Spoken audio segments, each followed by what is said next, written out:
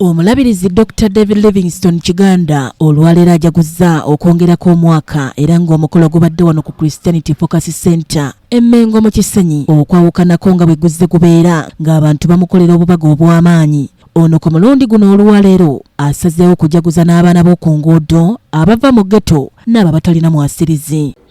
Oyo gwolaba ng'alina emyaka 10 ali ku street, gwalaba emyaka 2 agayise nga ali ku street, yamala kati n'afuuka omusajja omukulu. Kati musajja mukulu naye akyali ku street alina n'ebirevu.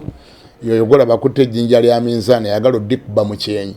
Luli yanyenyanga mukono ng'akusaba bw'ati ssente nga golooza akobwana n'obutuviira obwo bwana butuviira n'olowooza ekyokkagoba obugobi kimala. Tekimala kubanga gwolaba oyo agenda kukula amere ebirevu asaakole agende mu gym akola akaboda anywe enjaga akusanga ku street akuba akatayimbwa akubbeko essimu. Essimu ennaku zino n'eyemitwalo 10 ekubisa akatayimbwa n'ozirika n'ofa ne bakuziika naye ng'ani akubye yoli gwe mwayitako ku street gwe mutaafaako ekyo ekizibu kye mwalekaawo ku luguudo kye mutaanogera ddagala kati kifuuse kya bulabe nnyo. Ono agamba nti abantu bangi naddala abali mu bifo ebya waggulu nga mu palamenti ate nga bangi ku bo bayitirako mu ghetto wabula ne beerabira obuvo bwabwe era n'asaba abo bonna baveeyo okuyamba ku baana bano nga bw'akoze nabo babeere mu bulamu obweyagaza. Kisoboka abadde mu ghetto okubaako ky'ofuuka lwakuba nti bamemba baffe aba palamenti tebaagala kuwa bujulizi naye singa badde bawa obujulizi mwali badde mwawulidde dda nti abamu ku bo baaliko mu ghetto baaliko abayaaye.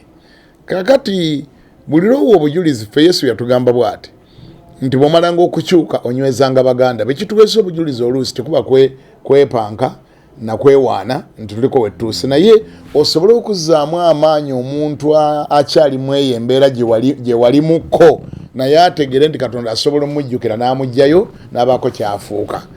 Ate ekyo singa nakyo tukikola twandikendeza obaolya ku bumenyi bw'amateeka ne ku bikolobero abantu bye bakola. Abantu bakola ebikolobero kubanga essuubi limuweddemu alowooza abantu bonna tebamwagala alowooza ensi yonna yamukyawa. Omulabirizi agamba nti bingi byayiseemu mu bulamu wabula ng'abadde Katonda amutuusizza ku kkula lino. Okulira okutuuka ku myaka gyange obalabye ebirungi bingi nnyo naye ate n'ebibi bingi nnyo. Naye ffe engeri gye tuli bakkiriza mu Bayibuli twerabira bye tuyiseemu ebibi ne tubikuba emabega ne tutambula n'ebyo ebigenda mu maaso.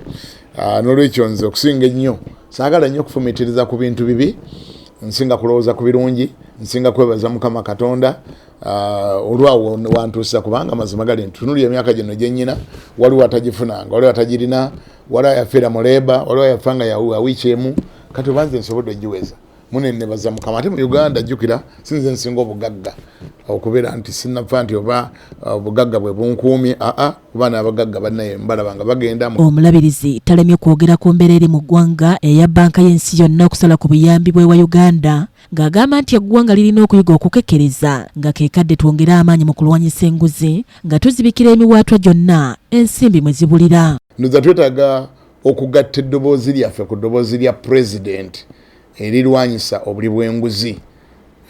Ffenna bannaffe ab'amawulire ffe abalyoyi b'emyoyo gavumenti bannabyabufuzi bw'obuulira buli muntu abeere musirikale wa munne tulwanyise obuli bw'enguzi.